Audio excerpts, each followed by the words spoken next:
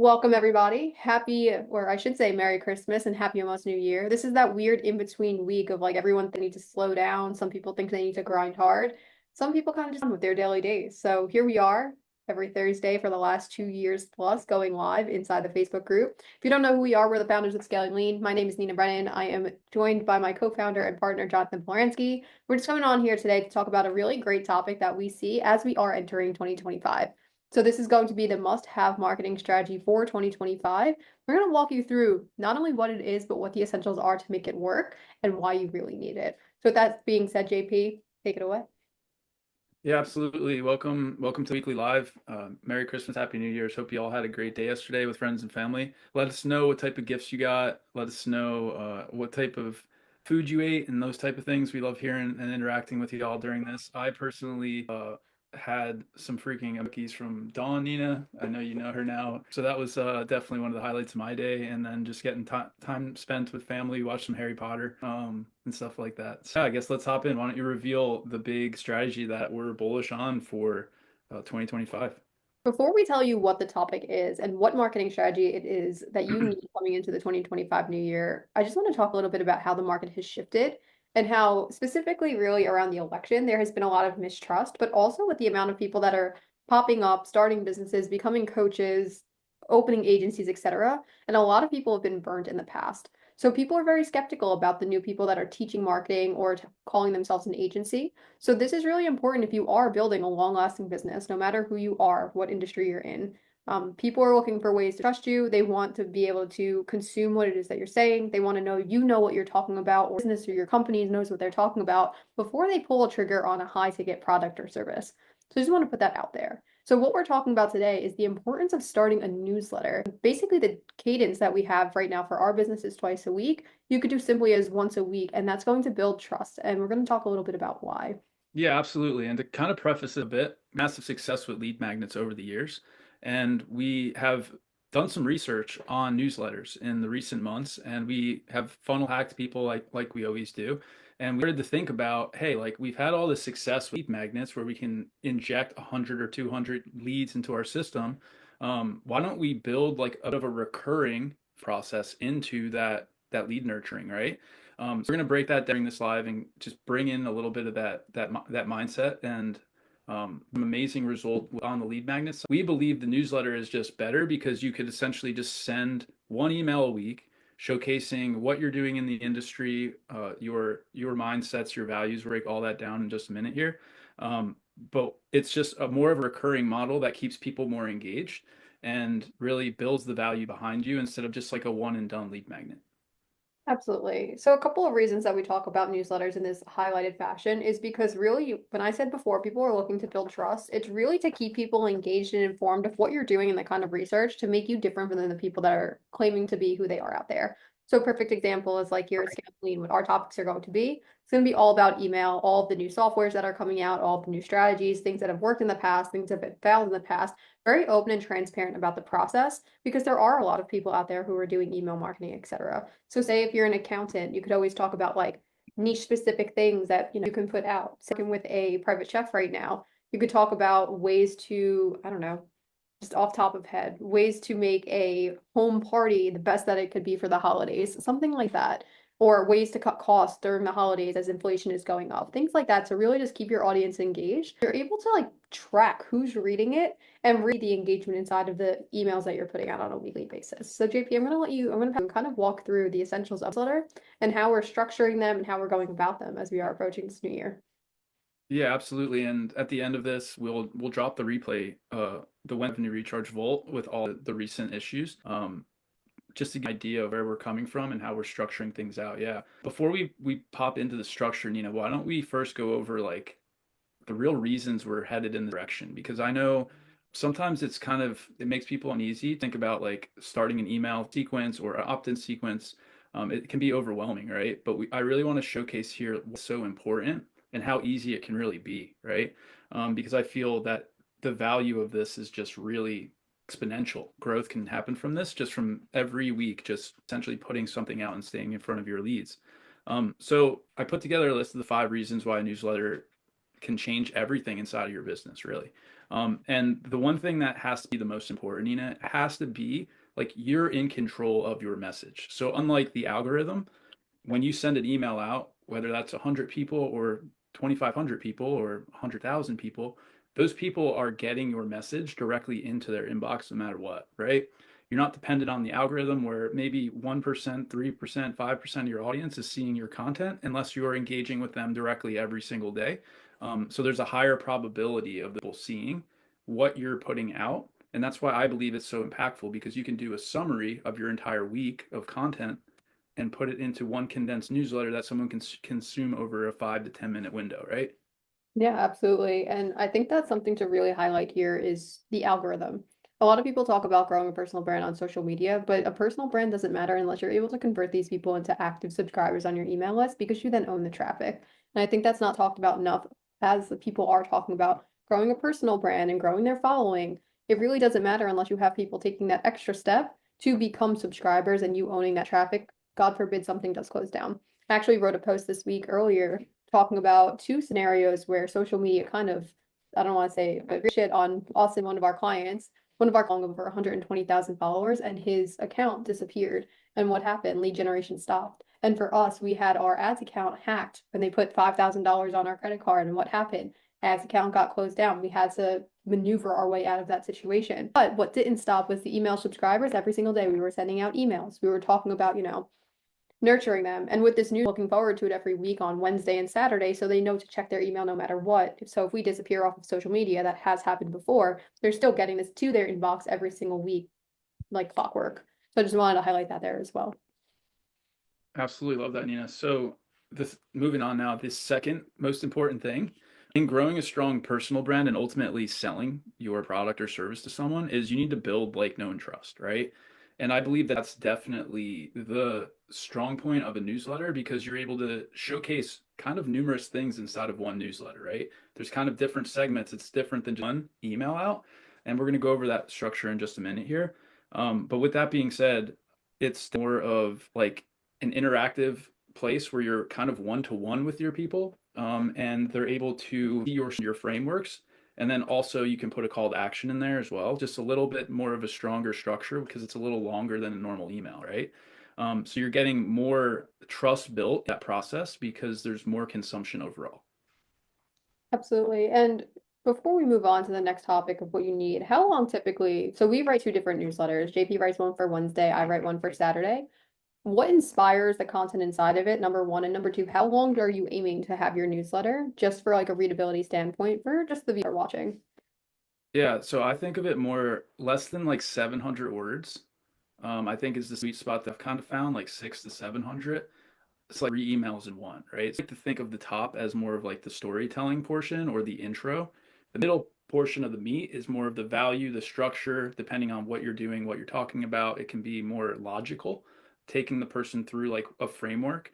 And then the bottom kind of showcases a result of what you're, or brings in a micro story of a past client result or even a past story of what you went through.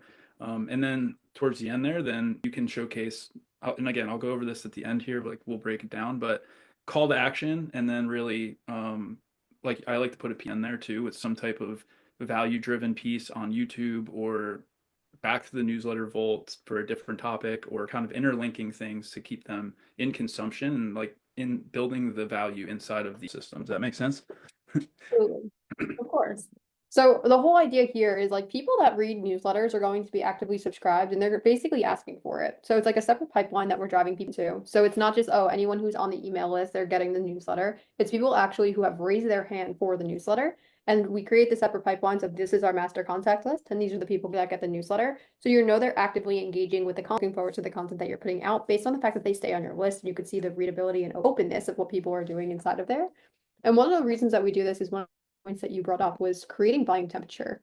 So something that we really push here at Scaling Lean is it takes about 21 touch points, between 15 and 21 touch points for people to buy products and services that they see online, or between 4 and 7 hours of content consumed. So if you're putting out videos or you're putting out longer newsletters or you're putting out whatever, it's YouTube, LinkedIn, Instagram, Facebook, whatever it is, you have to think of these numbers in order to make people trust you in order for them to convert. And if you are putting out just one newsletter a week, that's 52 different touch points of long form written copy that you're getting people to consume. So even if it takes them 15, 20 minutes to consume, great, you're just checking off a box. So just another touch point in that 15 to 21 mark that you're aiming for. And it's content that they raise their hands to actually consume. Signed up specifically for the newsletter, they're on the list and they're actively engaging. And once they're on your email list, it doesn't really cost anything for you to keep up except just with the consistency and the time to be, writing the newsletter. So it's very in order to create that buying temperature. Are they on that newsletter? They actively raise their hand. Are they actively consuming it? Great. When can you actually put that call to action to make them take that next step? Absolutely love that. Yeah, the 52 chances per year definitely hit home. Um, one piece of content in the form of email a week is definitely a good KPI if you're not sending anything at all, right? It's just a good awareness piece to kind of poke the bear, if you will, get the people back to other products and bringing you front of mind. That builds that like, know, and trust we talked about there. So I love that, Nina. Um, so one thing I want to bring up here as kind of a build on to what you're saying there is ultimately with those 21 touch points, you're providing the value, you're showcasing the testimonials, and that's really just building your expertise overall, right? It's making you the go-to industry leader in your niche, or it brings you to the front of mind when the person goes to look for more information on email marketing or finance or whatever that may be, right? And we have loads of different structures to help bring people and like to the front of the line quickly and opt into your products and services. But this process really helps build the expertise, and the newsletter again is just an awesome way to really just get the momentum going and really showcase what's going on inside of your ecosystem. Absolutely. And let's recap it because I think that was everything that we talked about, right? Those were the points is we went over, you get to control your message, you get to own your traffic, which is fantastic. Number two, it builds trust. It's just constantly just nurturing people over time. It's showing your expertise because if you do have a newsletter in your topic, whether you are in finance or you are in marketing or you're a copywriter or whatever field you're in, it could be literally, you could be a doctor that's releasing new things. I have a chiropractor that I follow actually who releases a newsletter of just like things you do in order to align your spine and energetic flow through the body. There's so many things that you can write about. The next one is creating a temperature, and the last is building lasting relationships. So, do you have anything to add before we do a synopsis and then just move on to the day, JP? No, I think we pretty much covered it there. I will drop the Wednesday right charge Volt in comments here, and Nina, you could certainly as well. I think you have one built as too, right? Or maybe not. Either way, we'll give you some tangible examples there. But why don't we just walk through a little bit of a flow just to give someone like a real insight on like how to implement this because it really is pretty basic. I probably spend at max probably 1 to maybe 2 hours. I doubt it's even 2 hours, but even if you did have to commit 2 hours initially to get this rolling, this would definitely be a good build your like, know, and trust and your brand. This is the one that just went out literally yesterday. So again, we're not going to break it down line for line, but overall, we just kind of want to open up and build centric conversation of like what's going on in your life right now or what's going inside of your ecosystem or your business, kind of pulling people in and creating that character that people will either like or not like, and it's fine if they don't like, they can unsubscribe, but you want to bring them into your world. You want to kind of showcase where you're at and what you're doing.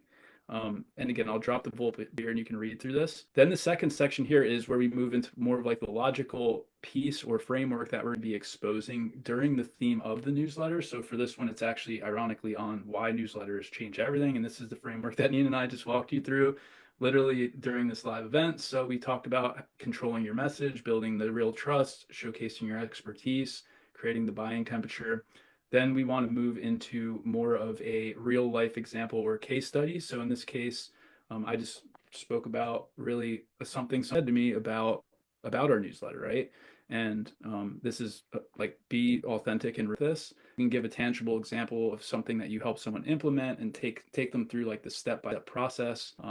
Definitely ideal. And then ultimately, the simple system on how to implement it, right? You want to share valuable content, guide your followers to the newsletter. This is more on social media, right? You want to nurture them through your email process, like we're doing in the newsletter. And then we want to let them convert naturally, right? To be like hitting them over the head and around.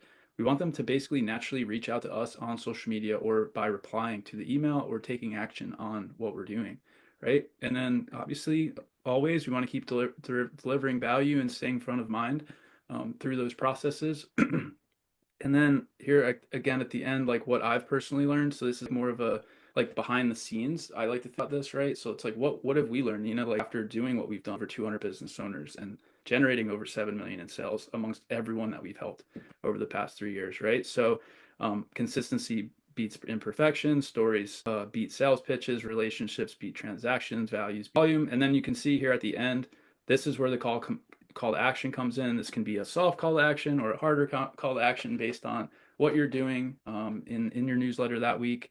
I went using the same one every single week, kind of keep it fresh. And this was actually like a kind of a two-step where the one of our YouTube videos that I did on the 5 steps on how to turn followers into subscribers, which actually was the live we did last week. So it gives them the opportunity to learn more. And this is a 10-minute video, so it just promotes more consumption and promotes more expertise and value adding. Um, Drop any questions in the comments below here. If you have any questions, we'll be happy to answer those. We wanted to give some really tangible information today on why New are going to be freaking awesome in 2025, and they're really good for helping build your authority in the space and helping move your people through your buyers marketing and sales process automatically. Absolutely. And there is a question from MX. Do you think that every newsletter email should have a CTA or only when necessary? I think you answered it before. Every newsletter should have a CTA. It doesn't have to be a hard one to schedule a call, but it should be like, following the circle of just nurturing a little more, whether it's pointing them to a video, pointing them back to your website, pointing them back to a specific article for more information, etc. Or, of course, what we like to do sometimes is book a call if you want to work with us if this is valuable information. I think we do that once a month is really the cadence that we were like looking to do. And yeah, that's the answer to that. So, want to take us out, JP? Yeah, absolutely. And just one last thing on that. By no means are we saying daily email don't work or like we don't recommend them, because we've done them for years with all types of clients. We still do them to this day, every single day. We just want to bring this newsletter framework to. So if you're someone in like the start to intermediate phase, this could be an advanced phase too. Like we do this with one of our bigger brands in the supplement space. This is a great starting place, right? If you're not sending emails, you can commit 1 to 2 hours a week. You can get the ball rolling and really start again nurturing your people and raising your expertise. So yeah, Nina, I don't really have anything else. I think this was awesome and appreciate your comment there, MX. Definitely email is the place to do your selling, where social media should be more like getting your people into your ecosystem and theaters and stuff like that. Yeah, Nina, that's all I have. Right. Well, if you could tune in and you're still here, I just want to say again, Merry Christmas, Happy Hanukkah, and definitely Happy New Year as we are approaching the new year. If you don't celebrate, just thank you for joining us and thank you for supporting us throughout the years. And we'll talk to you guys next week. Have a good one.